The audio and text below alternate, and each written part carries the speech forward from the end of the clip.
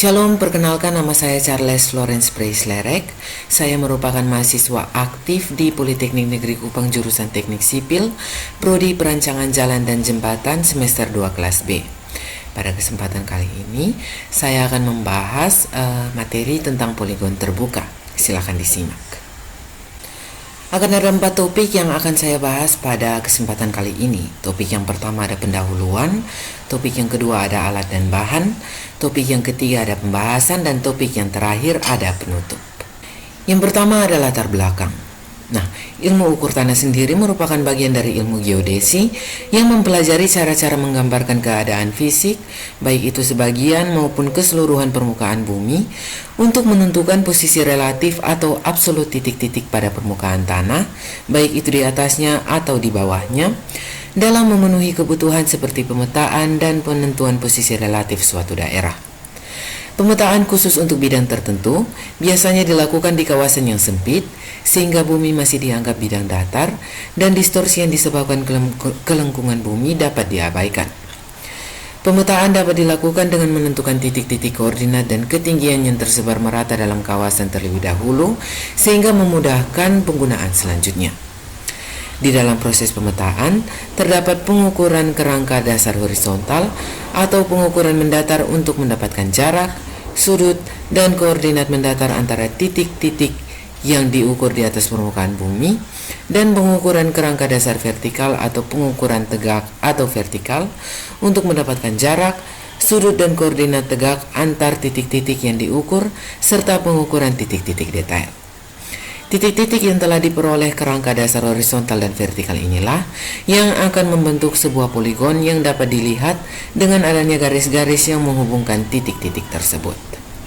Dengan metode poligon, posisi titik yang belum diketahui koordinatnya ditentukan dari titik yang sudah diketahui koordinatnya dengan mengukur semua jarak dan sudut yang ada dalam poligon. Dalam pembuatan suatu peta, diperlukan pengukuran di lapangan. Pengukuran tersebut dapat dilakukan dengan sistem poligon yang dilanjutkan dengan pengukuran detail situasi. Yang berikut ada maksud dan tujuan. Maksud dan tujuan dari dilakukannya praktikum ini adalah agar yang pertama, mahasiswa dapat mendeskripsikan dan menganalisis pengertian dari poligon terbuka. Yang kedua, mahasiswa dapat mengetahui cara kerja dari alat teodolit. Yang ketiga, mahasiswa dapat melakukan pengukuran dan pemetaan poligon terbuka menggunakan alat teodolit. Yang keempat, mahasiswa mampu mendeskripsikan dan menganalisis hasil data dari pengukuran poligon terbuka. Yang kelima, mahasiswa mampu mengolah data dari pengukuran dan pemetaan poligon terbuka. Dan yang terakhir, mahasiswa mampu melakukan plotting di aplikasi Civil 3D menggunakan data pengukuran. Untuk lokasi dan waktu praktikum, lokasi yang diambil oleh kelompok kami terletak pada Jalan Adi Sucipto Penfui, tepatnya pada depan Politeknik Negeri Kupang, belokan kanan. Hari tanggal praktikum pada Kamis 15 Juni 2024 dan Kamis 22 Juni 2024. Dan waktunya mulai dari jam 10.00 WITA sampai 17.00 WITA. Untuk sketsa lokasinya dapat dilihat seperti yang ditunjukkan di dalam slide. Yang berikut ada tinjauan pustaka. Nah, berdasarkan bentuk geometrisnya, poligon terbagi menjadi 2 bagian, yaitu poligon terbuka dan poligon tertutup. Yang akan kita bahas kali ini adalah poligon terbuka. Poligon terbuka digunakan untuk mengukur jalan, sungai maupun irigasi, tetapi jarang digunakan untuk mengukur luas lahan terbuka. Yang dimaksud terbuka di sini adalah poligon tersebut tidak mempunyai sudut dalam seperti poligon tertutup. Pengukuran dilakukan mulai dari titik awal tetapi tidak kembali ke titik awal. Poligon terbuka sendiri terbagi menjadi beberapa bagian. Contohnya adalah poligon terbuka terikat sempurna dan poligon terbuka tidak terikat sempurna. Dikatakan terikat sempurna apabila memiliki data-data koordinat pada titik awal dan titik akhir berupa data koordinat dan elevasi atau XYZ. Sedangkan tidak terikat sempurna adalah hanya memiliki data koordinat dan elevasi pada titik awal saja, dan koordinat tersebut dapat diperoleh dari benchmark. Poligon terbuka tidak terikat sempurna ini tidak bisa dikoreksi, dan tingkat kesalahan pada pengukuran sangat tergantung dari pengukurnya sendiri, seberapa akurat bisa melakukannya. Topik yang kedua yang akan saya bahas adalah alat dan bahan. Nah, peralatan yang digunakan oleh kelompok kami yang pertama ada teodolit. Nah, teodolit sendiri merupakan suatu alat yang dibuat untuk mengukur sudut, yaitu sudut datar atau sudut horizontal dan sudut tegak atau sudut vertikal. Yang kedua ada rambu ukur, yang terdiri dari rambu jauh dan rambu dekat. Rambu ukur dapat terbuat dari kayu campuran aluminium yang diberi skala pembacaan. Ukuran lebarnya 4 cm, panjangnya antara 3 meter sampai 5 meter, dan pembacaannya dilengkapi dengan angka dari meter, desimeter, sentimeter, dan milimeter. Yang berikut ada statif. Statif berfungsi sebagai tempat atau dudukan pesawat teodolit. Yang berikut ada meteorol. Kegunaan utama dari meteorol adalah untuk mengukur jarak yang lumayan panjang. Yang berikut ada meter tangan. Meter tangan berfungsi untuk mengukur tinggi alat. Yang berikut ada nifo rambu. Fungsinya sebagai pedoman agar rambu ukur berdiri tegak lurus. Yang berikut ada kompas. Nah, kompas berfungsi untuk membantu mencari arah utara saat pengukuran. Yang berikut ada GPS handheld. GPS handheld berfungsi untuk pengambilan koordinat di titik awal pengukuran.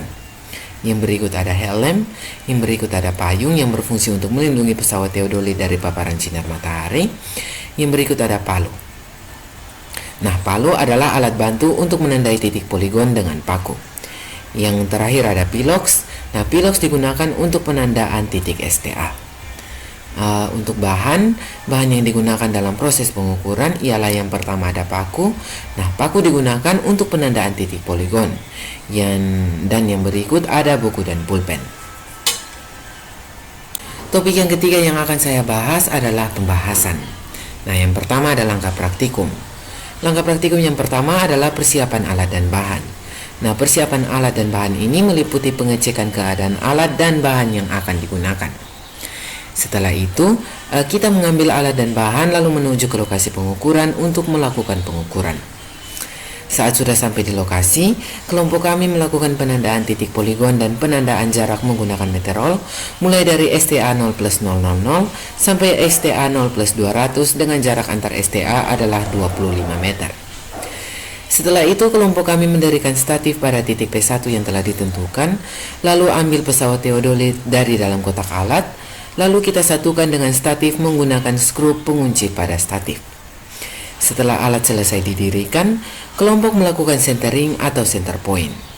Lalu, nifo kotak pada pesawat teodolit diatur menggunakan kaki statif agar gelembung nifo berada di tengah-tengah lingkaran dan membuat teodolit datar.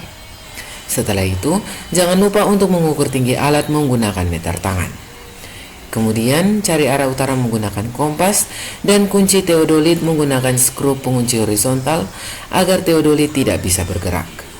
Setelah itu, nyalakan teodolit dengan menekan tombol power pada layar display dan kita atur bacaan sudut horizontal pada arah utara menjadi 0 derajat 0 menit 0 detik dengan menekan tombol 0 set pada layar display sebanyak 2 kali.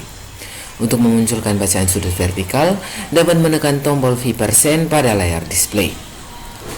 Berikutnya, dirikan rambu pada titik STA 0+00, kemudian putar skrup pengunci horizontal agar pesawat teodolit bisa berputar dan arahkan ke arah STA 0+00, lalu bidik menggunakan lensa okuler ke arah di mana rambu didirikan. Setelah itu, baca bacaan untuk benang atas, benang tengah, dan benang bawah. Kemudian dicatat di tabel pengukuran. Nah, koreksi dapat dilakukan dengan menggunakan rumus. Yang pertama ada benang atas ditambah benang bawah dibagi 2 sama dengan benang tengah. Yang berikut ada 2 dikali benang tengah kurang benang bawah sama dengan benang atas. Dan yang berikut ada 2 kali benang atas dikurang benang tengah sama dengan benang bawah. Untuk mengetahui apakah bacaan benangnya pas atau tidak. Langkah berikutnya adalah kita mencatat bacaan untuk sudut horizontal biasa dan vertikal biasa yang muncul di layar display pada tabel pengukuran dalam format DMS atau derajat menit detik. Setelah itu dirikan rambu di P2, kemudian arahkan pesawat teodolit ke arah di mana rambu didirikan, lalu bidik untuk mengikat P1 dan P2. Baca bacaan untuk benang atas, benang tengah, dan benang bawah, kemudian dicatat di tabel pengukuran.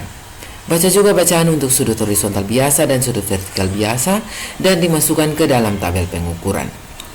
Setelah itu, arahkan pesawat ke arah STA beserta detail, Detailnya di sini adalah 1 meter ke samping kiri dan 1 meter ke samping kanan bahu jalan atau STA yang dapat dijangkau dari P1. Lalu lakukan langkah untuk membaca bacaan benang atas, benang tengah dan benang bawah, dan bacaan sudut horizontal yaitu sudut horizontal biasa dan sudut vertikal yaitu sudut vertikal biasa. Jangan lupa untuk mengambil koordinat di titik awal P1 menggunakan GPS. Setelah itu, pindahkan alat ke P2 dan lakukan hal yang sama seperti langkah-langkah sebelumnya. Tetapi ketika berada di P2, kita bidik ke arah P1, lalu tekan 0 set untuk membuat bacaan menjadi 0 derajat, 0 menit, 0 detik. Setelah itu kita lakukan untuk mengambil detail dan STA seperti langkah-langkah sebelumnya. Nah, setelah selesai, periksa dan bersihkan kondisi alat, lalu dikembalikan ke lab. Yang berikut untuk langkah perhitungan. Yang pertama, kita masukkan data hasil pengukuran di lapangan ke dalam Microsoft Excel yang terdiri dari tempat alat, target, bacaan rambu untuk benang atas, benang tengah, dan benang bawah, kemudian bacaan sudut untuk sudut horizontal biasa dan sudut vertikal biasa, dan yang terakhir ada koordinat pada P1 yang diambil menggunakan GPS.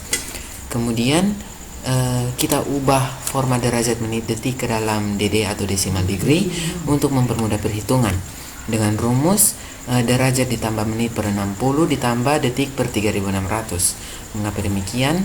Karena 1 derajat setara dengan 1 derajat, 1 derajat setara dengan 60 menit, dan 1 derajat setara dengan 3600 detik.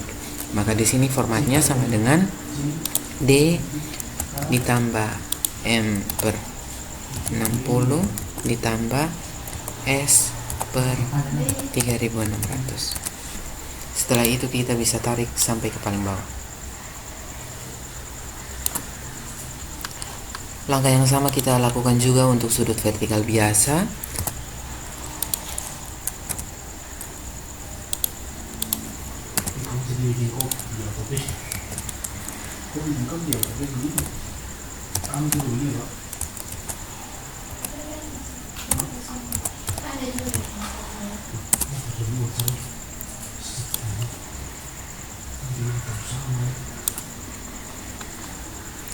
Setelah mengonversi data DMS menjadi bentuk DD, langkah berikutnya adalah mencari nilai sudut beta untuk sudut horizontal biasa.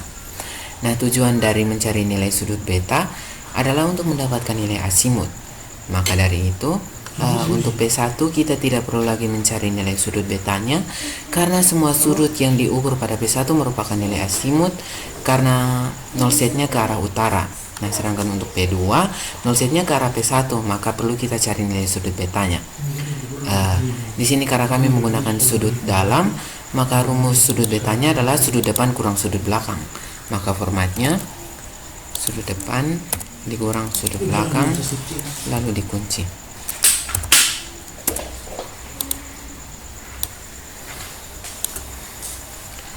Setelah mendapatkan nilai sudut beta di P2, maka kita lanjut ke langkah berikutnya adalah mencari nilai asimut. Nah, sudut asimut sendiri merupakan referensi arah utara sudut horizontal yang diamati searah jarum jam dari meridian referensi. Maka dari itu, untuk di P1 nilai asimutnya sama dengan nilai DD karena saat di P1 kita 0 set ke arah utara.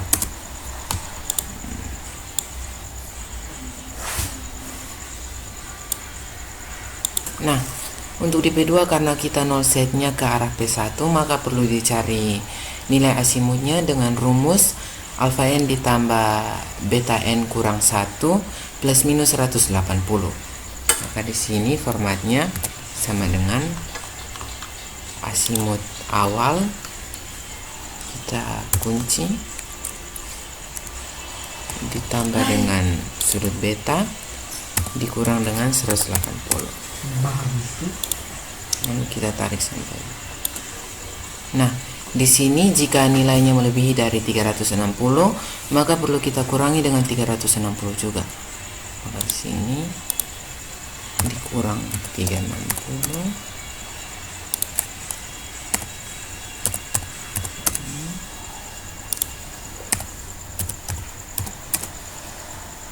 Ini tidak perlu.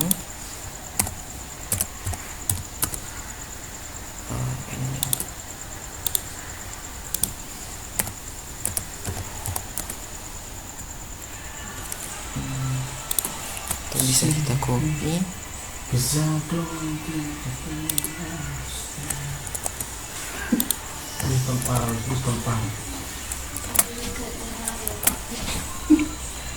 Setelah kita mendapat nilai asimut, maka kita pindah ke langkah berikutnya adalah mencari nilai Helling dengan rumus sama dengan 90 dikurangi dengan nilai DD untuk sudut vertikal biasa.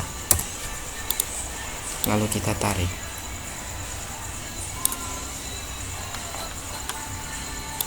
Setelah mendapat nilai Helling, maka kita dapat mencari jarak dengan rumus 100 dikali benang atas dikurang benang bawah dikali cos kuadrat Helling.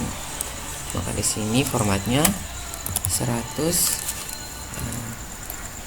dikali dalam kurung benang atas dikurang benang bawah, lalu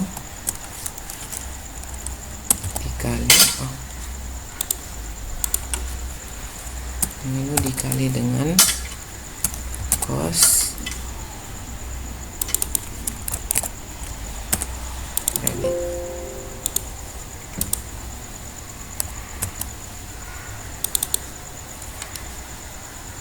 Helling 10 pangkat 2 tutup kurung.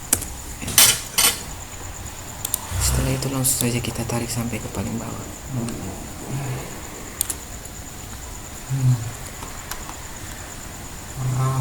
Nah, di sini dengan catatan bahwa nilai jarak yang didapat tidak boleh bernilai negatif.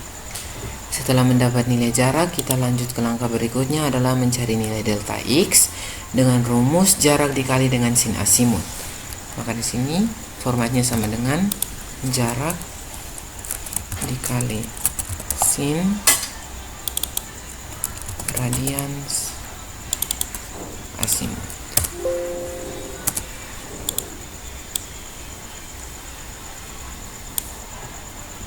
Kemudian kita copy.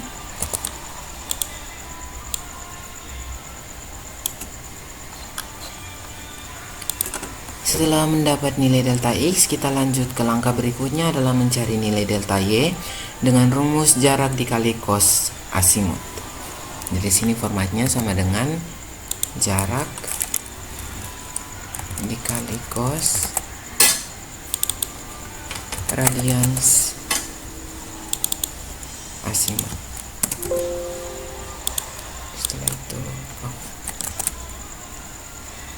dapat kita tarik.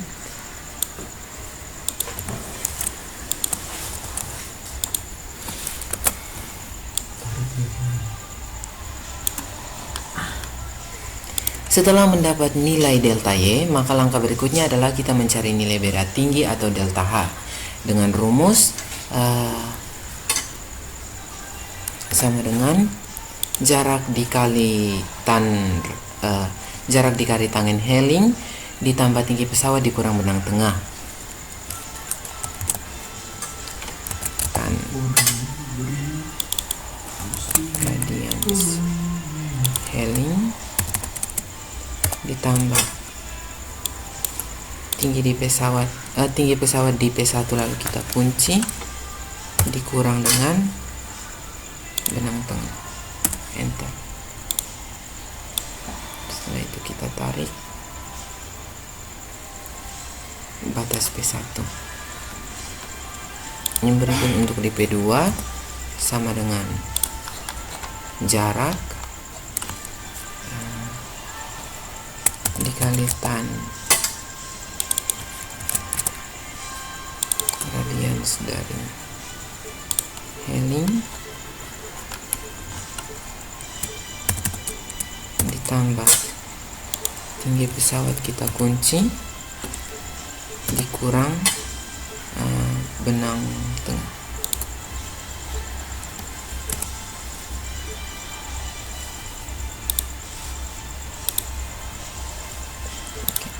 Setelah itu dapat kita tarik.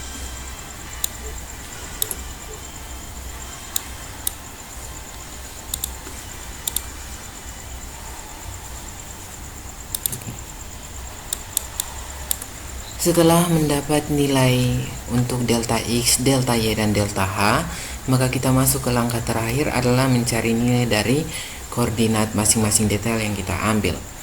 Untuk koordinat P1 diketahui dari pengambilan data menggunakan GPS. Nah, karena pada saat pengambilan data menggunakan GPS, satuan untuk koordinat X, Y, Z-nya masih dalam satuan meter, maka perlu kita konversi ke dalam milimeter dengan cara dikalikan dengan 1000. Setelah itu untuk mencari koordinat dari masing-masing detail yang kita ambil dapat dicari dengan rumus. Contohnya untuk X, maka koordinat P1 kita kunci lalu ditambah dengan nilai delta X. Setelah itu kita tarik.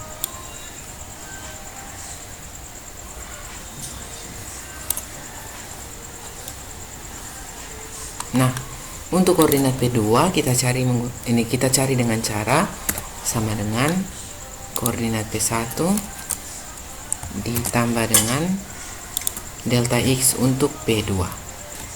Lalu kita enter. Setelah mendapatkan nilai koordinat untuk P2, maka detail-detail yang dibidik dari P2, nilai koordinatnya dapat dicari dengan nilai koordinat P2 kita kunci lalu dijumlahkan dengan delta X untuk masing-masing detail.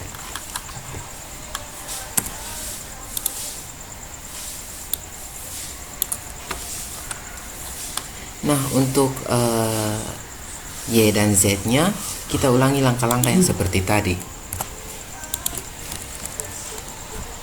Dijumlahkan dengan nilai delta Y. Kita kunci terlebih dahulu. Dan kita tarik. Untuk P2 nya sama dengan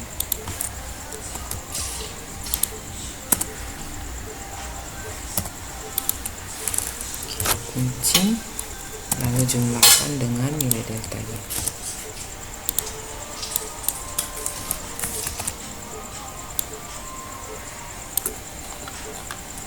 Untuk Z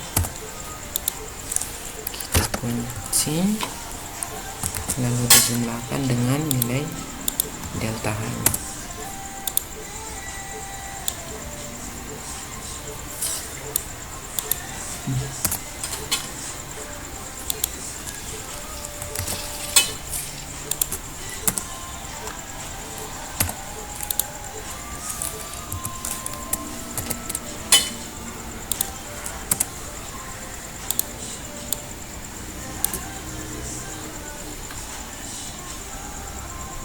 Setelah mendapatkan nilai untuk koordinat X, Y, Z dari detail-detail yang dibidik, maka langkah perhitungannya berhenti di sini. Nah, setelah selesai langkah perhitungan, data koordinat X, Y, Z beserta keterangan kita copy lalu pindahkan ke dalam sheet baru dan kita buat ke dalam format PENZD, yaitu P adalah point, I adalah easting atau X, N adalah northing atau Y, Z adalah zenith atau Z, dan D adalah description atau keterangan. Nah, di sini data dari hasil perhitungannya masih dalam satuan milimeter. Nah, pada saat akan masuk ke dalam Civil 3D, satuan yang dipakai adalah meter, maka perlu kita bagi dengan 1000.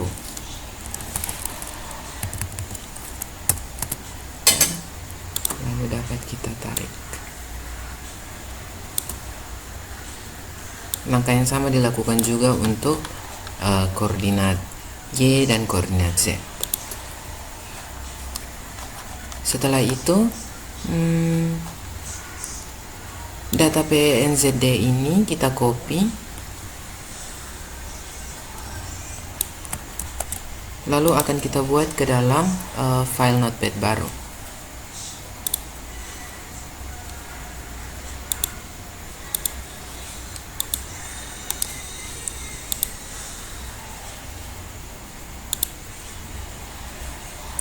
Di sini kita beri nama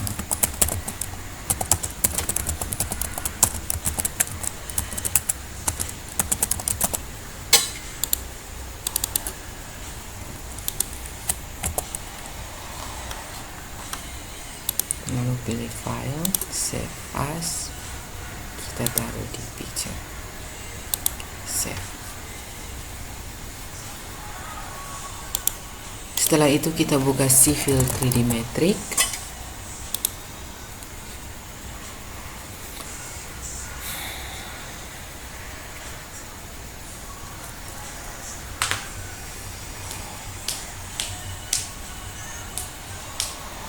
A few moments later.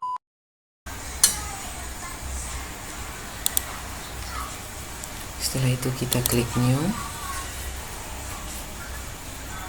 Nah, di sini kita akan mengimport file Notepad yang tadi telah kita buat. Pada menu Home, kita ke Point, lalu ke Point Creation Tools, lalu pada Import Point, kemudian ke tanda plus berwarna hijau ini. Setelah itu kita cari file Notepad yang tadi telah kita buat. Open. Nah, di sini jika ada tanda centang warna hijau, maka file yang kita buat bisa digunakan. Kemudian pada specify point file format, kita pilih PENZD space delimit. Setelah mengimport point, kita akan melakukan zoom extension dengan cara ketik ZE, kemudian enter. Nah, di sini poin-poinnya sudah muncul. Kemudian saya akan mengatur ukuran dari poin dan menunjukkan deskripsinya. Caranya Ctrl A, lalu pada point group properties, kemudian ke point label style. Di sini kita kasih description only. Setelah itu ukuran fontnya akan saya ubah menjadi 0,5. Kemudian ukuran markernya saya ubah menjadi 0,5 juga. Oke.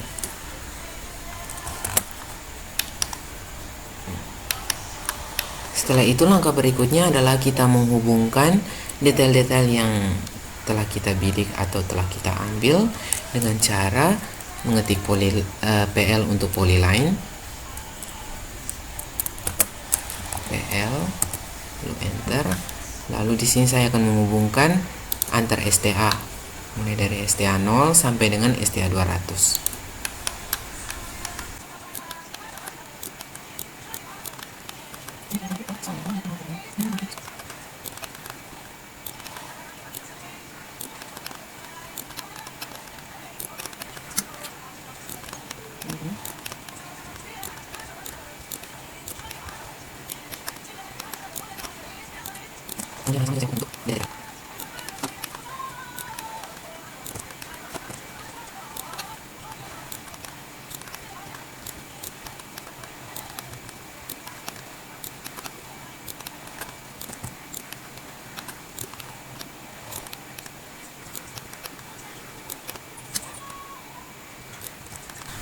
Di sini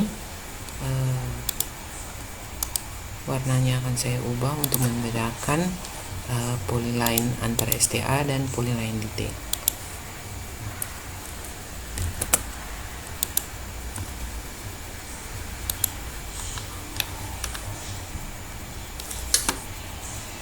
Di sini untuk detailnya saya ubah menjadi garis putus-putus saja.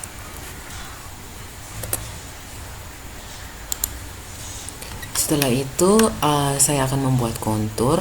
Nah, di sini pada menu Home, kemudian kita ke Surface, lalu Create Surface, lalu di sini pada stylenya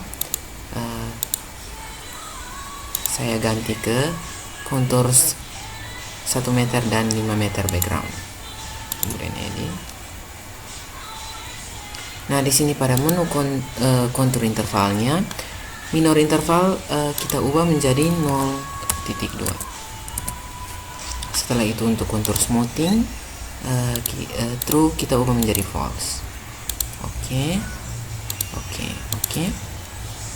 Setelah itu kita ke menu modify, kemudian ke surface, kemudian ke add data dan ke point groups. Setelah itu kita klik point group. Oke. Nah, di sini konturnya sudah muncul.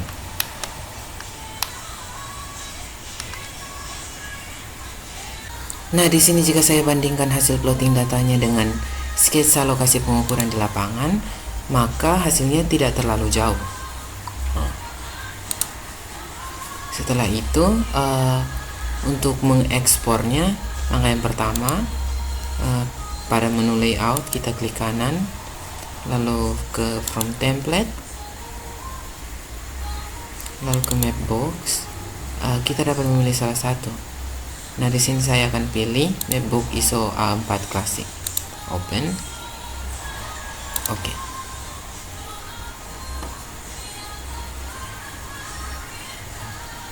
Setelah itu, nah, di sini kita ketik viewports, kemudian klik OK, lalu dari ujung kiri atas ke kanan bawah,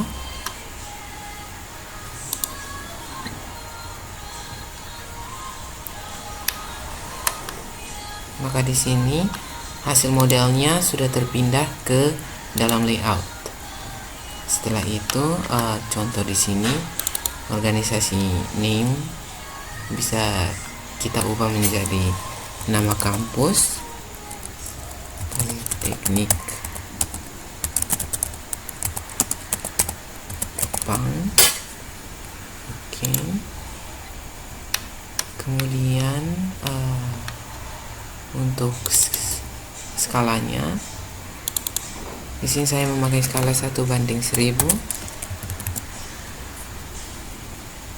Kemudian plot data, maka tanggal hari ini 29 Juli 2024. Kemudian pada file name, sini saya namakan Polygon terbuka. Kemudian untuk sheet numbernya saya kasih 01 saja. Nah, setelah itu jika ingin mengekspor, maka dapat kita lakukan dengan cara ekspor PDF, kemudian masukkan nama file, contohnya Polygon terbuka.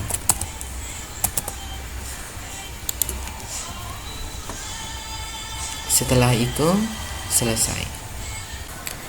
Setelah melakukan pengukuran dan analisis data di lapangan, kendala atau masalah yang ditemukan kelompok terletak pada cuaca yang panas yang menyebabkan kesulitan dalam pembacaan dan terlalu banyak objek yang menghalangi STA dan detail yang akan dibidik.